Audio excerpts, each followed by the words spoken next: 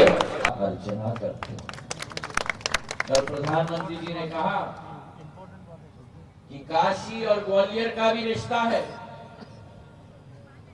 काशी और ग्वालियर में जो रिश्ता है इतने अलौकिक रूप से उन्होंने विवरण किया। काशी के सबसे बड़े घाट सिंधिया परिवार के द्वारा स्थापित, गंगा महल वहां सिंधिया परिवार के द्वारा स्थापित, बालाजी घाट वहां सिंधिया परिवार के द्वारा स्थापित। और केवल घाट नहीं लेकिन अनेकों मंदिर। और उस समय में जब विदेशी आक्रमणकर्ता हमारे देश में आए थे, वही महाजी महाराज थे जिन्होंने काशी के मंदिरों का संरक्षण किया। वही बैजाबाई महारानी थी जिन्होंने ज्ञान व्यापी कुएं में शिवलिंग का संरक्षण करके अहिल्याबाई माता के साथ दोबारा वहां काशी को स्थापित करने का कार्य किया। तो वृंदावन की इस मंडली को भी हम अपने ग्वालियर के धरती में बहुत बहुत स्वागत करते हैं और वृंदावन की इस मंडली के लिए तालियों की गड़गड़ाहट करते हैं। मैंने रमेश जी को भी ये कहा है, नए प्रयोग हमें इस्तेमाल करने चाहिए।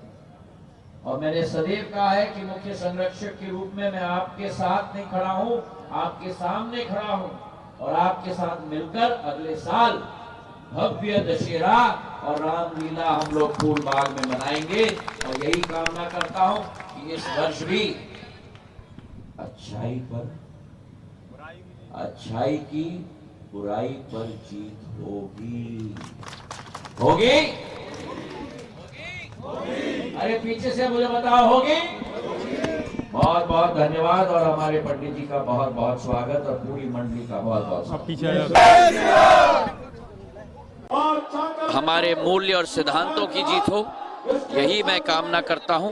और हमारा प्रदेश, हमारा देश ऐसे ही आगे अग्रसर विकास और प्रगति और आध्यात्मिक प्रगति भी करता रहे। ज्ञानवापी के संरक्षण की बात कही, किस तरह संरक्षण उस दौर में किया गया था? किस तरह से उस दौर में संरक्षण किया था? उस जमाने में जब आक्रमणकारी काशी पर हावी थे, महारानी अहिल्याबाई होलकर, महाजी महाराज, महारानी बैजाबाई महाराज ने साथ में मिलकर काशी का संरक्षण किया था। और ज्ञानवापी कुएं में जहां लिंग रखा गया था, उस ज्ञानव्यापी कुएं का सौंदर्यीकरण महारानी बैजाबाई के द्वारा किया गया था। और काशी की स्थापना में महारानी अहिल्याबाई होलकर का एक सबसे महत्वपूर्ण योगदान रहा।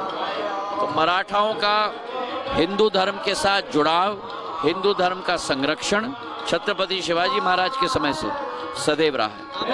आपने हिंदू राष्ट्र को लेकर भी कहा है, जय श्री राम के नारे भी लगाए। मैंने कहा है कि रामलीला चल रही है, भगवान श्री राम के चरणों में हम लोग नमन करके आशीर्वाद हम लोग प्राप्त करें।